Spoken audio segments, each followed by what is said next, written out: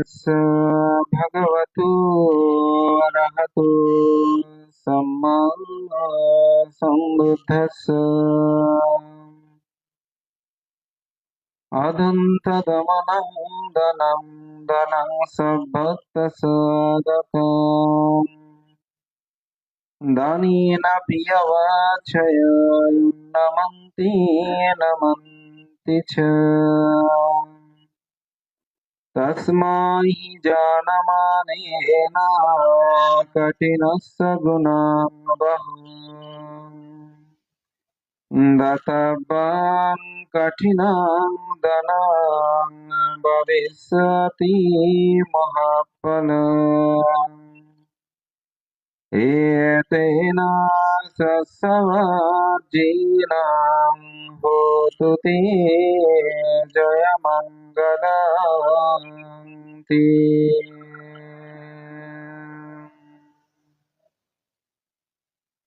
কঠিন চিবর দানের মহা আনিশংস সম্পর্কে জেনে সকলকে একবার হলে যেন কঠিন চিবর দান কর্ম সম্পাদন করে। এইরূপভাবেই তথাগত বুদ্ধ কঠিন চিবর দানের আনিশংস সম্পর্কে ব্যাখ্যা প্রদান করেছেন।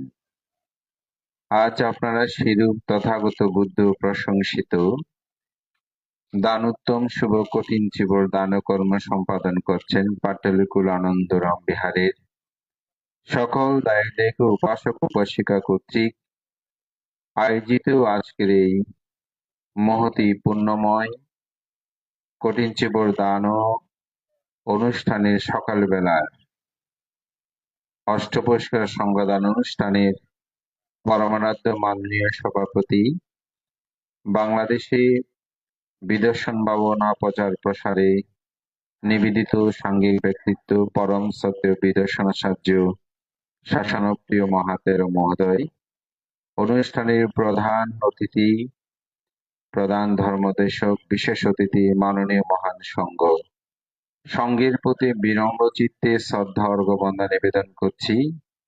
আপনাদের সকলের প্রতি মৈত্রী চিত্তে পুণ্যদান এই বিহারের ভূতপূর্ব অধ্যক্ষ আমার পরম অগ্রজ সদস্য প্রয়াত শাসনপ্রিয় মহাতের প্রতি বিনম্র শ্রদ্ধা অর্ঘ্য নিবেদন করে আপনাদের সকলের উত্তর শ্রীবৃদ্ধি কামনা করে পুণ্যদান করছি। ভগবান তথাগত বুদ্ধ যখন কলিন্দক নিঘামে অবস্থান করছিলেন রাজগৃহে, তিনি মহাভিক্ষু সঙ্গ নিয়ে পিণ্ডচারণে বের হলেন। তখন অচল কাশ্যপ নামক এক তীর্থঙ্করের সাথে বুদ্ধের সাক্ষাৎ হয়। অচল কাশ্যপ ছিলেন আসলে মূলঙ্গ, বস্ত্রহীন জীবন যাপনকারী একজন উলঙ্গ সন্ন্যাসী। তো তিনি বুদ্ধকে দেখেই বললেন, হে ভগবান গৌতম, আমি আপনাকে কিছু প্রশ্ন করতে চাই। তো বুদ্ধ বললেন, আমি তো এখন পিণ্ডচারণে বের হয়েছি, গ্রামে প্রবেশ করেছি, এখন প্রশ্ন থেকে আপনি দূরে থাকুন, এখন প্রশ্ন করার সময় নয়। এভাবে একবার, দুইবার, তৃতীয়বারও যখন বুদ্ধকে প্রশ্ন করলেন, তখন বুদ্ধ বললেন, ঠিক আছে, আমি একটু সংক্ষিপ্ত কিছু কথা জানতে চাইব। বোধহয় সংক্ষিপ্ত কি কথা? তখন বোধহয় সংক্ষিপ্ত কি কথা দেখি বলুন। তখন অচল কাশ্যপ বুদ্ধকে প্রশ্ন করলেন, দুঃখ কি নিজে থেকেই স্বয়ংক্রিয়ভাবে উৎপন্ন হয়? বুদ্ধ বললেন, হে কাশ্যপ, তুমি এরূপ বলো না। তখন আবার প্রশ্ন করলেন, পরকৃতভাবে কি এই দুঃখ মানুষের মধ্যে উৎপন্ন হয়, অত অন্য জনে কি আপনাকে দুঃখটা দেয়? বলছে, কাশ্যপ, তুমি এরূপ বলো না। বলে যে অন্যও দুঃখ দেয় না, নিজেও দুঃখ উৎপন্ন করে না, সেরকম কি? বলে যে এরূপ বলো না। বলে যে অন্যও দেয় না, নিজেও দেয় না, নিজে থেকে উৎপন্ন হয় না, সেরকম কি? বলে যে সেরকমও বলো না।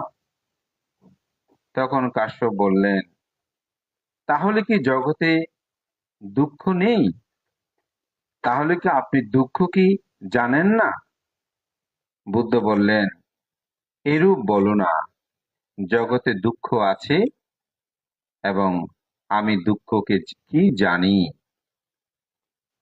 তখন আবার প্রশ্ন করলেন অচল কাশ্যপ, এখন দুঃখ অপরেও দেয় না, নিজে থেকে উৎপন্ন হয় না,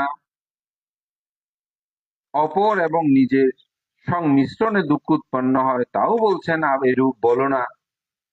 অপর থেকেও দেয় না, নিজেও দেয় না, কেউ দেয় না, এরকম যখন বললাম তখনও বলছেন এরূপ বলো না। আবার যখন বললাম যে জগতে দুঃখ তাহলে কি নাই, দুঃখ সম্পর্কে কি আপনি তাহলে জানেন না? তখন বলছে না, জগতে দুঃখ আছে, দুঃখ সম্পর্কে আমি জানি। তথাগত আপনি একটু বিস্তারিত বলুন, বিষয়টা তো বুঝছি না। তখন বুদ্ধ বললেন, যদি নিজ থেকে দুঃখ উৎপন্ন হয় বলি, তাহলে দুঃখকে কে শাশ্বতবাদ বলা হয়। অর্থাৎ জন্ম জন্মান্তরে এই দুঃখ উৎপন্ন হচ্ছে, এটা উৎপন্ন হবে, অর্থাৎ চলমান থাকবে, চিরন্তন থাকবে, সেটাকে প্রশংসা করা হয়। এটাকে বলা হয় শাশ্বতবাদ। শাশ্বতবাদটা কিরকম? যেমন মানুষ মরণশীল, এটা হচ্ছে শাশ্বতবাদ, অর্থাৎ মানুষ মরবে, এটা একেবারে সবসময় চলমান। তো কিছু মানুষ আছে, এই শাশ্বতবাদটাও কিন্তু অনেক সময় আমাদের সাধারণ অন্তরায় হয়ে থাকে। এটা বলতে গেলে আরো গভীর, তবে এইটুকু বোঝানোর জন্য যে দুঃখ চলমান থাকবে, তার কোনো বিনাশ নাই। নিজে থেকে যদি শুধু দুঃখ উৎপন্ন হয় বলে, তাহলে সেটাকে বলা হয় কি শাশ্বতবাদ, অর্থাৎ দুঃখ থাকবে। সেই জন্যই বুদ্ধ বলছেন যে স্বয়ংক্রিয় ভাবে, অর্থাৎ নিজে থেকে আমি শুধু নিজে উৎপন্ন করি, সেটা সেরূপ তুমি বলো না। তাহলে অপর কর্তৃক যদি দুঃখ উৎপন্ন হয় সেরূপ বলে, বলে যে সেটাও শাশ্বতবাদের মধ্যে, অর্থাৎ অপরই আমাকে সব দুঃখ দিচ্ছে। যদি বলে অপরীয় দুঃখ দিচ্ছে না, আমার থেকেও দুঃখ উৎপন্ন হচ্ছে না, বলে সেটা বেদনা বিদুর উচ্ছেদবাদ হয়, অর্থাৎ উচ্ছিন্ন হিসাবে উচ্ছেদবাদের মধ্যে সেটা পড়ে। তাহলে আপনি যে বললেন জগতে দুঃখ আছে, দুঃখ কি আপনি জানেন, সেটা কি? তখন বুদ্ধ বললেন, জগতে দুঃখ আছে সেটাও আমি জানি, এবং জগতে এই দুঃখ কি সেটাও আমি দেখি। তথাগত বুদ্ধ আপনি কিরকম দেখেন? তখন বুদ্ধ বলছেন, এটা উচ্ছেদবাদও নয়, শাশ্বতবাদও নয়, এটা হচ্ছে মাঝিমা পাতিপাদ, মধ্যম পথ। বলছেন মধ্যম পথ কি? দুঃখ সমুদায় আনা। আমাদের প্রধান ধর্মদর্শক যে বললেন দুঃখের কারণ, তখন বুদ্ধ বললেন এই দুঃখের কারণটা হচ্ছে অবিদ্যা। অবিদ্যা হইতে সংস্কার, সংস্কার হইতে বিজ্ঞান, বিজ্ঞান হইতে নামরূপ, নামরূপ হইতে সনাতন, সনাতন হইতে স্পর্শ, স্পর্শ হতে বেদনা, বেদনা হতে তৃষ্ণা, তৃষ্ণা হতে উপাদান, উপাদান হতে ভব, ভব হইতে জন্ম, জন্ম হইতে জরা, ব্যাধি, মৃত্যু। এটাই হচ্ছে দুঃখ, এখান থেকে সৃষ্টি হয়। দুঃখটা আমার থেকেও নয়, দুঃখটা অপর থেকেও নয়। যদিও আমরা আপনাদেরকে বলি অপরে আমাকে দুঃখ দেয়, আমরা এরকম বলি না? আবার অনেক সময় বলি আমি আমার থেকে দুঃখ উৎপন্ন হয়, এরকম আমরা অনেক সময় বলি। কিন্তু সংযুক্ত নিকায়ের অচল ও কাশ্যপ সূত্রে বুদ্ধ এটাকে ব্যাখ্যা করেছেন এইভাবেই, দুঃখ অপরেও দেয় বললে বলে যে বলো না, নিজ থেকে উৎপন্ন হচ্ছে বললেও বলো না। বুদ্ধ বলছেন, কোথায় থেকে দুঃখ উৎপন্ন হয়? অবিদ্যা হইতে দুঃখটা উৎপন্ন হয়। অবিদ্যা হইতে সংস্কারটা উৎপন্ন হয়। সংস্কার থেকে বিজ্ঞান, বিজ্ঞান থেকে নামরূপ, নামরূপে সনাতন, সদা স্পর্শ, স্পর্শে বেদনা, বেদনা হতে তৃষ্ণা, তৃষ্ণা হতে উপাদান, উপাদান হতে ভব, ভব হইতে জন্ম, জরা, ব্যাধি। যদি এই কথাটা এই জন্য আমি বলছি, এটার ব্যাখ্যাটা দেওয়ার সময় আমার নেই, কিন্তু দুঃখটা কিভাবে উৎপন্ন হয়, কোথায় থেকে দুঃখ উৎপন্ন হয়, মূলত এই অচল কাশ্যপ সূত্রে থেকে আমি এই কথাটাই আপনাদেরকে জানাতে চাচ্ছি। অবিদ্যার কারণেই আসলে আমাদের দুঃখটা উৎপন্ন হয়। অপরে আমাকে দিচ্ছে তা নয়, আমার নিজে থেকেও দুঃখটা উৎপন্ন হচ্ছে, এরূপ বললেও হবে না, অপরে দিচ্ছে বললেও হবে না। মূলত অবিদ্যা থেকে আমাদের এই দুঃখটা উৎপন্ন হয়। অবিদ্যা মানে কি? অজ্ঞানতা, না জানা। আমরা জানি না, সে থেকেই আমাদের দুঃখটা উৎপন্ন হয়। বান্দে কি জানি না? যেমন বর্ষাকালীন সময়ে যখন তৎকালীন, এখন তো আর চারাক বাতি নেই, লাইটে জ্বালিয়ে দিই, তখন চারাক বাতিটা দিত। তো বর্ষার সময় বেশিরভাগ ক্ষেত্রে কিছু পোকা আছে, সেগুলো ওই চারাক বাতির আগুনের মধ্যে এসে উড়ে উড়ে পড়তো, অথবা হারিকেন দিলে সেখানেও পড়তো। দেখা গেল সেখানে পড়ে সে একবার দগ্ধ হয়েছে, এরপরে আবার উড়ে এসে সেখানে পড়ে, তারপর মরতে থাকে। মরতে মরতে একেবারে স্তূপের মতন অর্থাৎ চারিদিকে ছড়িয়ে পড়ে। এই পোকাটা কিন্তু জানে, কি জানছে, যে দেখছে তার সগোত্রী অনেকে সেও একবার পোড়া খেয়েছে, কিন্তু এরপর উড়ো আবার যায়। কেন? অজ্ঞানতা। এটা দগ্ধ যে তাকে করছে, তার কাছে কি হচ্ছে না, জ্ঞানটা উৎপন্ন হচ্ছে না। আমরাও ঠিক অনুরূপ ভাবে এই জগতে এত ভূগোল ইপসে এত কিছুর জন্য এত কষ্ট পাচ্ছি, কিন্তু এরপরেও আমরা চাই, আরো চাই, আরো আমাকে দেন। কেন? অজ্ঞানতা। এই অবিদ্যায় আমাদেরকে আচ্ছন্ন করে রাখছে।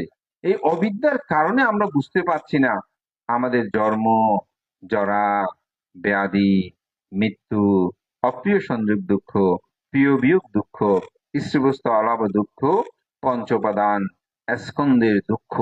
এটা আমরা কেন বুঝতে পারছি না? কারণ বুঝতে না পারার কারণটা হচ্ছে অবিদ্যা।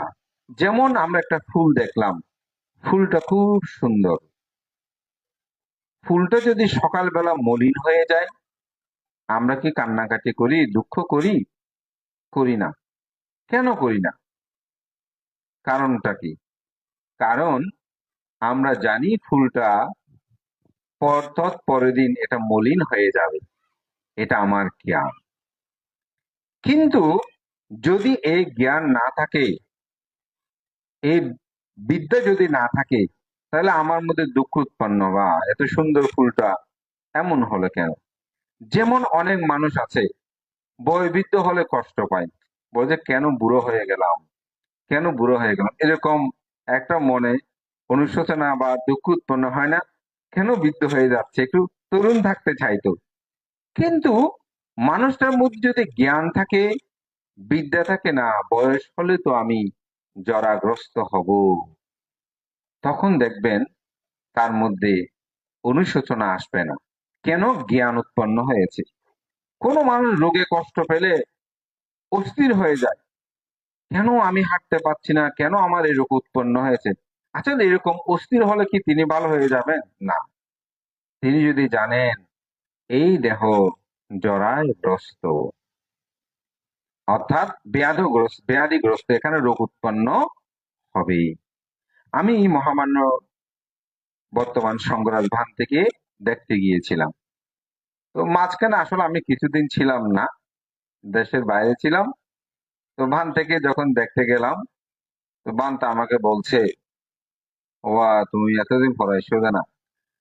তো আমি বললাম, মানতে ক্ষমা করবেন, আমি তো ছিলাম না, আমি দেশের বাইরে ছিলাম, ও তো হঠাৎ বান্ধে অস্ট্রেলিয়া ছিলাম এখানে প্রায় 1.5 মাস। ও আচ্ছা আচ্ছা। তো তো ভান্তে অনেক কেন আসন। তো ভান্তে আমাকে বলছে, এই তো জগৎ, জরা ব্যাধি এগুলো তো থাকবে, এগুলো নিয়ে আসি, এগুলো তো শরীরের ধর্ম, এগুলোই আমাদের থাকবে, সবাইকে এটা বরণ করে নিতে হবে। কিন্তু অন্য মানুষ হলে, অনেকে বৃদ্ধ কাউকে দেখতে গেলে, ও মানতে এত পুণ্য করলাম, কেন এত কষ্ট পাচ্ছি, কেন এত দুঃখ পাচ্ছি, এরকম অনেকে বলে।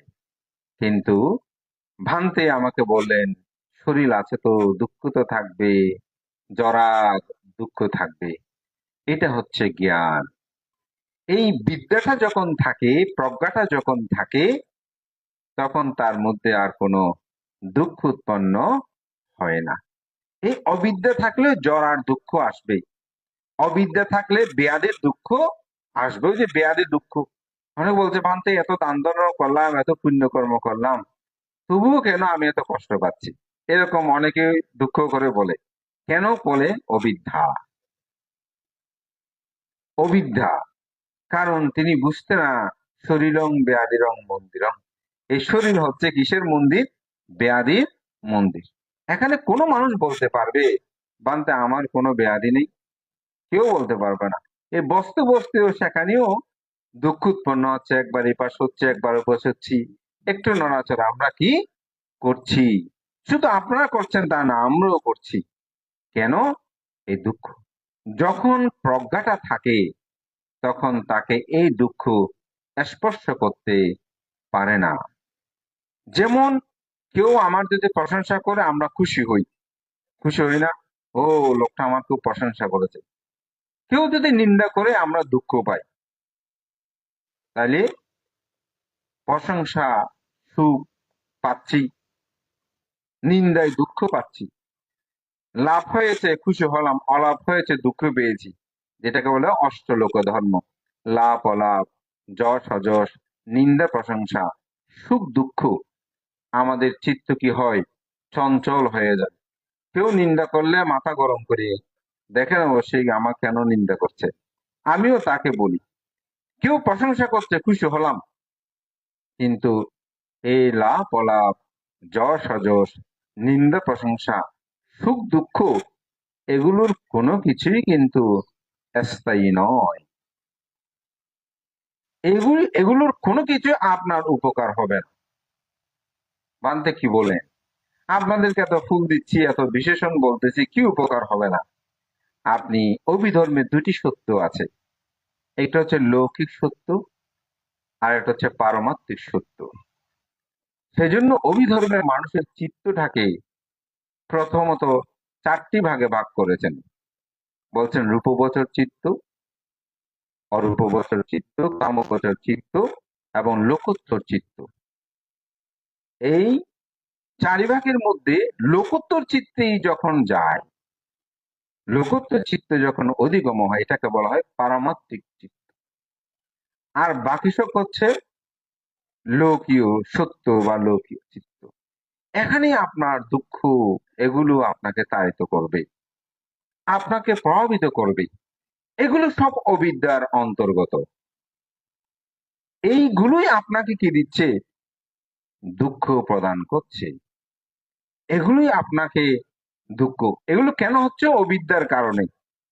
এই অবিদ্যার কারণেই আপনি এই দুঃখগুলো পাচ্ছেন। কিন্তু আপনি যতক্ষণ পর্যন্ত লোকোত্তর সত্যি আপনি প্রবেশ করবেন না, ততক্ষণ আপনার মধ্যে এই দুঃখগুলো থাকবে। তো অবিদ্যাটা কেন? এই জগৎটাকে আমরা সত্য বলে ধারণ করে নিই, আমার বলে দাবি করি। এই সত্যের মধ্যে থাকলে এটা দুঃখ। শাসন প্রিয় বান থেকে বলেছে কি, আমাদের খুব প্রিয় এই বিহারের বানতে, উনি যখন মারা গেল, কি উৎপন্ন হয়েছে? দুঃখ উৎপন্ন হয়েছে। কেন? অবিদ্যায় আমার বলে দাবি করেছি, কিন্তু তিনি তো আসলে আমার নয়। তিনি নয়, আমি আমার নয়। আমি তো আমার নয়। আমি যদি আমার হতো, আমার কথা আমার দেহ শোনে না, চোখে শোনে না, কানে শোনে না, নাকে শোনে না। আমি চাই চোখে ভালো করে দেখতে, কিন্তু চোখ সমস্যা করতেছে। আমার যদি হতো এই চোখ আমার কথা শোনে না কেন? আমি চাই কানে শুনতে ভালো মতো, কিন্তু কিছুদিন পর কানের শোনা কমে যাচ্ছে, হ্যাঁ, আমার শ্রবণ ইন্দ্রিয় শক্তি কমছে, আমি চাই সগৌরবে চলাফেরা করতে, কিন্তু এই শরীরে বিভিন্ন রোগ, তাহলে এটা আমার নয়, ভান্তে। এই সত্যটা জেনে আমার কি হবে? একটা কথা আছে না, স্বাভাবিক তো। এই সত্যটা জেনে কি হবে? এই সত্যটা জেনে আপনার মধ্যে কখনো অনুতাপ উৎপন্ন হবে না, অনুশোচন উৎপন্ন হবে না। অনুশোচন উৎপন্ন হলে কি হবে সেটা একটু পরে বলবো। আমাদের জীবন চলার পথে অনুশোচনা হলে কি, দুঃখটা উৎপন্ন হয়। অনুশোচনা হলে কি হবে? দুঃখ উৎপন্ন হবে। এই অবিদ্যা যতক্ষণ থাকবে ততক্ষণ আপনার কাছে অনুশোচনা থাকবে, অনুতাপ থাকবে। অনুতাপ যেখানে থাকবে সেখানে দুঃখটা উৎপন্ন হবে। যেখানে অনুতাপ নাই সেখানে দুঃখ নাই। যেমন অনেক মানুষ বলে, ভান্তে আমার আর তেমন কোনো কিছু চাওয়া নাই, আমার তেমন কিছু আর প্রত্যাশা নাই, আমি মরলেও ভান্তে সুখী হব। ওই মানুষটা মৃত্যুর সময় তুলনামূলক অপর থেকে দুঃখটা কিন্তু কম পায়। আর যার মধ্যে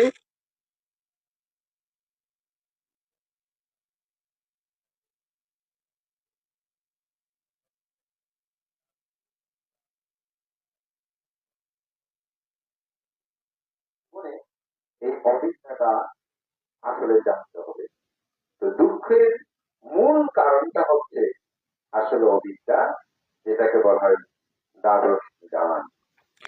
এই দ্বাদশ জ্ঞানের কারণে আমাদের দুঃখটা উৎপন্ন হয়, এটাকে বলতে দুঃখ সমুদয়। দুঃখ নিরুত, সে দুঃখ নিরুতটা কি? অবিদ্যা যদি নিরুত হয়, সংস্কারটা নিরুত হবে। অর্থাৎ একটু আগে আমি মোটামুটি একটু ব্যাখ্যা দিয়েছি। যখন আপনি জানলেন যে শরীর থাকলে তো দুঃখটা থাকবে, এটা আপনি ওই যে দুঃখ নিরুত এই বিষয়টা আপনি জানলেন।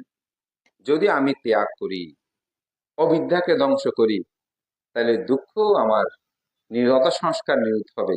সংস্কার নিরুত হলে বিজ্ঞান নিরুত হবে, বিজ্ঞান নিরুত হলে নামরূপ নিরুত হবে, নামরূপ নিরুত হলে সহায়তা নিরুত হবে, সহায়তার বেদনা নিরুত হবে, বেদনা নিরুত হলে তৃষ্ণা নিরুত হবে, তৃষ্ণা নিরুত হলে উপাদান নিরুত হবে, উপাদান নিরুত হলে ভব নিরুত হবে, ভব নিরুত হলে জন্ম, জরা, ব্যাধি, মৃত্যু, এগুলো নিরুত হবে।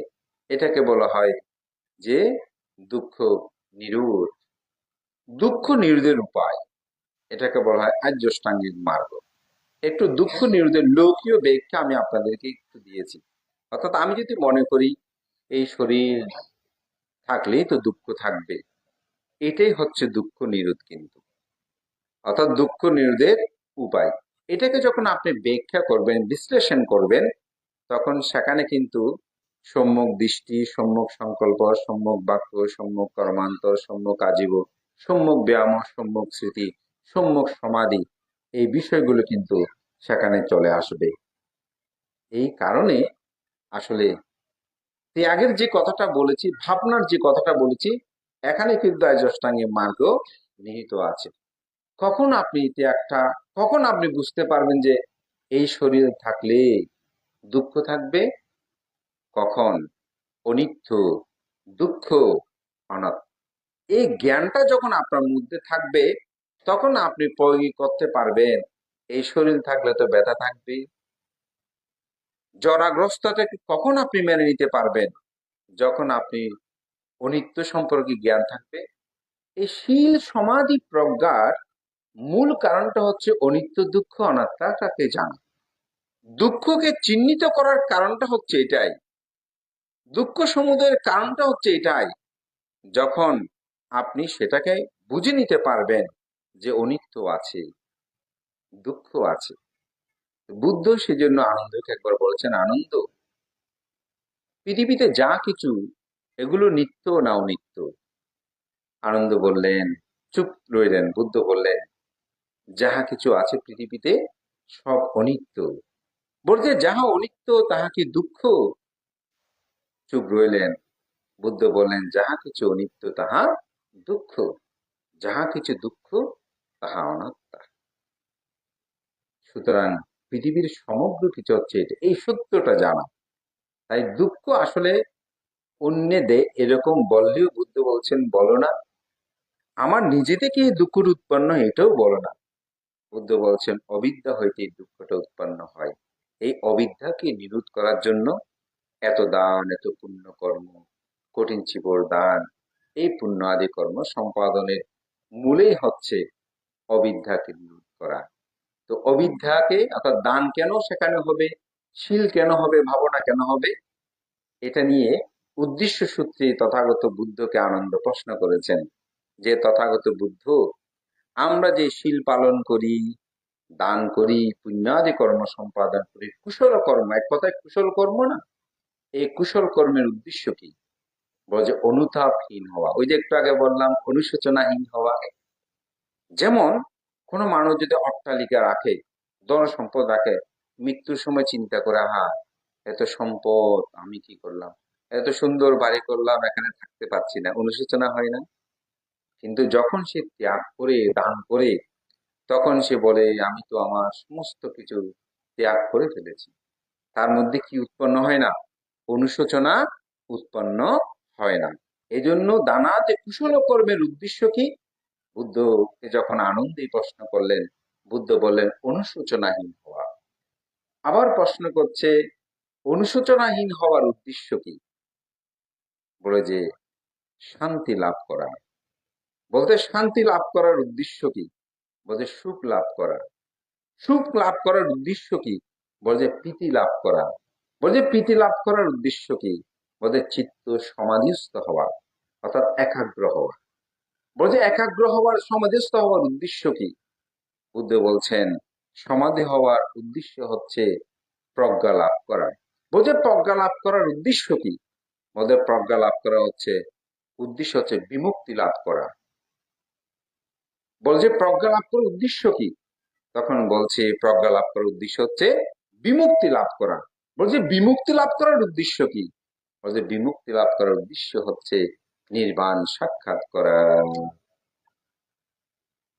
সুতরাং আপনি যত পুণ্যাদি কর্ম, শীলাদি কর্ম, ভাবনাদি কর্ম সম্পাদন করবেন, সঠিকভাবে যদি করেন, এটার উদ্দেশ্য কিন্তু নির্বাণ সাক্ষাৎ করা।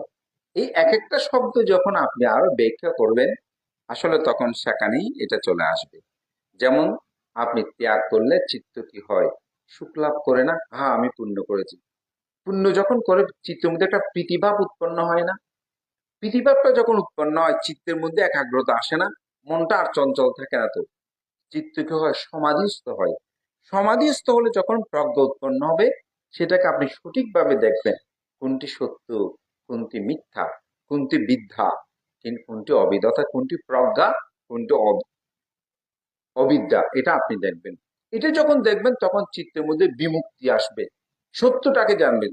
এই বিমুক্তিটাই আপনি প্রতিবেদ জ্ঞানে দেখবেন দুঃখ আছে, দুঃখের কারণ আছে, দুঃখ নিরোধ আছে, দুঃখ নিরোধের উপায় আছে। এটা যখন আপনি সঠিকভাবে জানতে পারবেন তখন আপনার পক্ষে আর পাপ কর্ম করা সম্ভব নয়। যেমন রাস্তা দিয়ে হেঁটে যাওয়ার সময় একটা যে কাদমর্ত জায়গা আপনি দেখেন, ওটাকে যদি আপনি চিহ্নিত করতে পারেন এই জায়গাটা খুব গভীর, আপনি কি সে পথ দিয়ে যাবেন? যাবেন না। আপনি কোন ভিন্ন পথ দিয়ে যাবেন যেন আমার গায়ে কাদা না লাগে। আর যদি আপনি কাদাটাকে চিহ্নিত করতে না পারেন, সেই দিক দিয়ে হেঁটে যাবেন, কাদা আপনার গায়ে লাগবে বা গর্তের মধ্যে আপনি পড়ে যাবেন। ঠিক এই না জেনে যাওয়াটা হচ্ছে অবিদ্যা। আর যখন জানলাম আর যাচ্ছি না, এটাই হচ্ছে প্রজ্ঞা। তো বুদ্ধ এই জন্ম জন্মান্তরে যে সংসার ভবচক্রে ঘূর্ণিমানে আমাদের যে দুঃখটা উৎপন্ন হয়, এটি বুদ্ধ জেনেছেন, এটা আবিষ্কার করেছেন। এই অবিদ্যার কারণে হয়। আমাদের সমস্ত কর্মই সেজন্য প্রজ্ঞা উৎপাদনের জন্য। মহান সঙ্গকে বন্দনা। আপনাদের সকলের প্রতি মৈত্রী চিত্তে পুণ্যদান করছি। শ্রদ্ধেয় ভিক্ষু সঙ্গের প্রতি বন্দনা জ্ঞাপন করছি। আসলে আমাকে 16 তারিখ সম্ভবত খানিকের জন্য ফাইনের কথা বলেছিল। আমি আসলে দেশের একটু বাইরে যাওয়ার কথা ছিল, তো ওকে বলেছিলাম যদি দেশে থাকে অবশ্যই যাব। তো ডেট পরে পরিবর্তন করে বলল আসলে তখন তো আমার ফান, আমি অবশ্য 11 তারিখে ইন্ডিয়াতে যাচ্ছি, বসে 2-3 দিনের জন্যই। তো এখানে যখন আসলাম ঘাট থেকে সেখানে ইছামতিতে, তখন আপনাদের বিহারাধ্যক্ষ ভান্তে এবং সাথে সম্পাদক মুরব্বী সহ বললেন, ভান্তে আজকে বিকেলে অবশ্য আমার দেশ প্রোগ্রাম আছে কোঅর্ডিনেট নাইকেনে, তো ব্রজবানদের সকালে হলো আসেন, আপনি কথা দিয়েছেন যে থাকলে আসবেন, এই কথাই আসলে আটকিয়ে গেলাম। তো আমি বললাম ওখানে তো নির্ধারিত ধর্মদেশক ভান্তেরা আছেন, অনেক সময় ওনারা বললে আমাদের নির্ধারিত কোনো লোকজিৎ ভান্তে এসে সময় সব নিয়ে গেল। তো এই কারণেই আমি অনেকটা অনীহা করলাম, বলে যে না ভান্তে আপনি আসলে আমরা প্রীত হব।